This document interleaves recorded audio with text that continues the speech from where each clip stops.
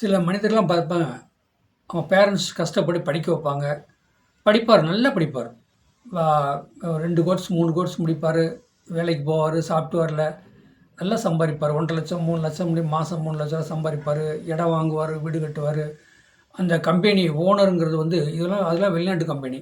வெளிநாட்டிலேருந்து இந்த இந்த நபருக்கு மட்டும் தனிப்பட்ட முறையில் பங்களா வீடெல்லாம் வாங்கி கொடுப்பாங்க.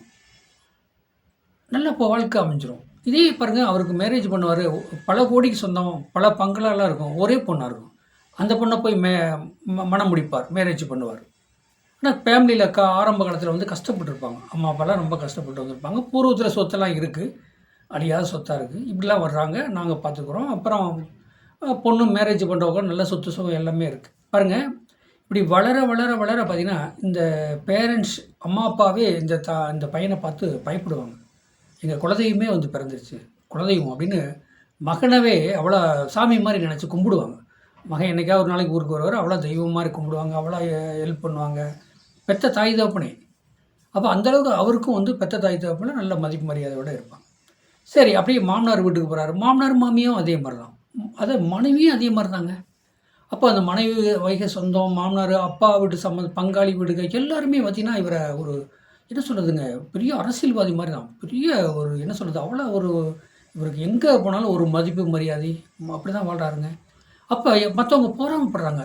என்னப்பா கஷ்டப்பட்டாங்க, படித்தான், வேலைக்கு போனாங்க, ஓனரு அந்த கம்பெனி ஓனரே ஒரு நல்ல அளவுக்கு ஒரு உயர்ந்த நிலைமைக்கு கொண்டாந்துட்டார். கல்யாணம் பண்ண இடமும் எல்லாமே வாழ்க்கை போயிட்டுருக்கு. எப்படிங்க? கேள்வி பாருங்கள், இதெல்லாம் வந்து ஆச்சரியமான விஷயங்க. இந்த மாதிரி வாழ்க்கை யாருக்கும் அமையுமா? இதெல்லாம் வந்து இதை நாம் சொன்னாலே மற்றவங்க ஒரு மாதிரி நினைப்பாங்க, இதெல்லாம் வேணும்னே பேசுகிறாங்க அப்படின்னு. பல சாதகம் பார்க்குறேங்க, பல சாதகம் பார்த்தா அந்த சாதகத்தில் வருதுங்க. இப்படி தாங்க வாழ்க்கை போயிட்டுருக்கு. அவர் பாருங்கள், அழட்டிக்காமல் இருப்பார். இப்போ எங்கள்கிட்ட சாதகம் பார்க்கும்போது வருவார், அவர் காரில் வருவார், டிரைவர் ஓட்டிகிட்டு வருவார். கரெக்டாக நடப்பாதைக்கிட்ட நிப்பாட்டி இறங்கி அழுங்காம வருவார். டக்கு டக்குன்னு கேள்வி கேட்பார், பொண்ணு சிரிப்பார், அவர் வாட்டில் போயிடுவார் காசை வச்சுட்டு.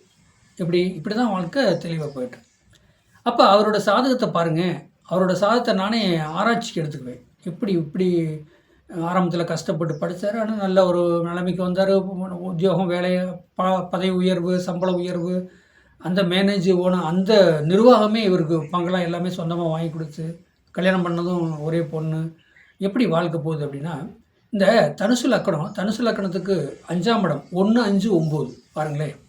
தனுசு லக்கணம் காலபுருஷனுக்கு 9ஆம் இடம்.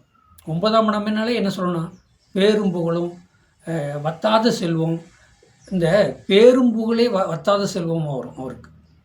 காலபுருஷனுக்கு 9ஆம் இடம் தனுசு லக்கண அதிபதி குரு பகவான் வந்து 5ஆம் இடத்துல மேசத்தில் இருக்கார்.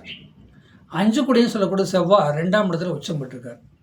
லக்கணாதிபதி 5ஆம் இடத்துல பூர்வ புண்ணியத்தில், அந்த 5 கூடையும் 2ஆம் இடத்துல உச்சம். ஆனால் அதே நேரத்துக்கு 9ஆம் இடம் சொல்லக்கூடியது சூரிய பகவான் ஆட்சி போயிட்டுருக்கார். எப்படி பாருங்கள். ஆனால் ப்ரைவேட்டில் தாங்க ஒர்க் பண்ணுறாரு. கவர்மெண்ட் வேலை கிடச்சி அந்த கவர்மெண்ட் வேலைக்கு அவர் போகலைங்க. ப்ரைவேட்டில் ஒர்க் பண்ணுறாரு. நல்ல பேரும் புகழும், கம்பெனி நிர்வாகம் எல்லாமே அவர் தான்.